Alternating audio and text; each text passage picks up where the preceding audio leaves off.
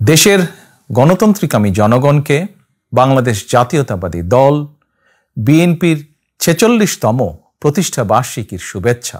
প্রতিষ্ঠার পর থেকে আজ পর্যন্ত রাষ্ট্র পরিচালনা কিংবা বিরোধী রাজনৈতিক দল হিসাবে দেশে গণতন্ত্র এবং মানুষের অধিকার প্রতিষ্ঠার প্রতিটি আন্দোলন সংগ্রামে বিএনপি দেশ এবং জনগণের স্বার্থ সমুন্নত রেখেছে।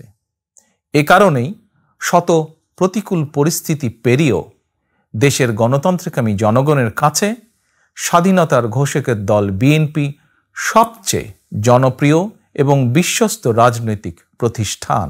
যাদের নেতৃত্বে, যাদের আত্মত্যাগে, যাদের শ্রম, ঘাম, মেধায় বিএনপি আজ সারা দেশে জনগণের কাছে বিশ্বস্ত প্রতিষ্ঠানে পরিণত হয়েছে, দলের প্রতিষ্ঠা বার্ষিকীর এই শুভ লগ্নে তাদের সবার অবদানকে আমি শ্রদ্ধার সঙ্গে স্মরণ করছি।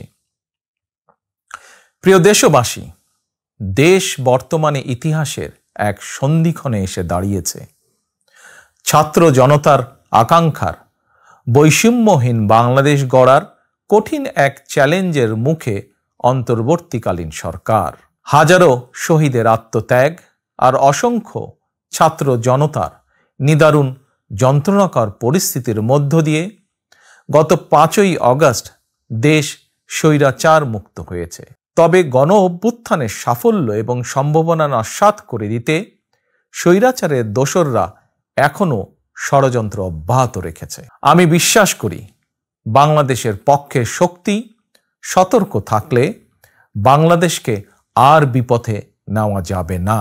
ষড়যন্ত্র কিংবা অপপ্রচার চালিয়ে গত ১৫ বছরের অনাচার অবিচার জনগণকে আর ভুলিয়ে দেওয়া যাবে না। রাষ্ট্রীয় স্থাপনা গণভবন ছিল দেশের রাষ্ট্র ও রাজনীতির ঐতিহ্যবাহী স্মারক। গণভবন বর্তমানে স্বৈরাচার হাসিনার দুর্নীতি, দুঃশাসন, অনাচার, অপকর্মের প্রতি ইতিমধ্যেই বিভিন্ন মহল থেকে এই গণভবনকে গুম, খুন, অপহরণ এবং গণহত্যার মিউজিয়াম হিসেবে প্রতিষ্ঠার দাবি উঠেছে। ২০০৯ সালের পিলখানায় সেনা হত্যা থেকে শুরু করে ২০১৩ সালের শাপলা চত্বর হত্যাকাণ্ড, ২০১২, ২০১৪, ২০১৫, ২০১৮, ২০২২ এবং ২০২৩ সালে গণতন্ত্র পুনরুদ্ধার আন্দোলনের সময় গুম ও বিচার বহির্ভূত হত্যাকাণ্ড, ২০১৮ সালের কোটা বিরোধী আন্দোলন এবং নিরাপদ সড়ক আন্দোলনে, ২০২৪ সালে গণ অভ্যুত্থানে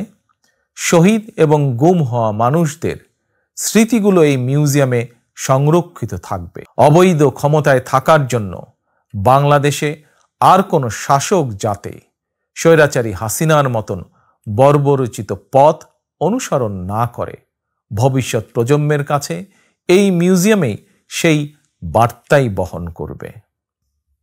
বন্যার করাল গ্রাসে প্রায় ১ কোটি মানুষ কম বেশি ক্ষতিগ্রস্ত হয়েছেন। অনেক মানুষ মারা গিয়েছেন, বিনষ্ট হয়েছে সম্পদ। এমন পরিস্থিতিতে সাধ্যমতন বন্যার্তদের পাশে দাঁড়াতে বিএনপি প্রতিষ্ঠা বার্ষিকীর সকল কর্মসূচি বাতিল করেছে। ইতিমধ্যে কোনো কোনো এলাকায় বন্যার পানি কমতেও শুরু করেছে। ফলে যারা বন্যায় ক্ষতিগ্রস্ত হয়েছেন, এই মুহূর্তে তাদেরকে বন্যা বিধ্বস্ত ঘরে ফেরানো কিংবা তাদের পুনর্বাসন প্রক্রিয়া বন্যাকালীন পরিস্থিতি থেকেও কিছুটা জটিল। সুতরাং আপনাদের কাছে আমার বিনীত অনুরোধ, আপনারা বন্যায় ক্ষতিগ্রস্তদের প্রতি আপনাদের সহযোগিতা দয়া করে অব্যাহত রাখুন।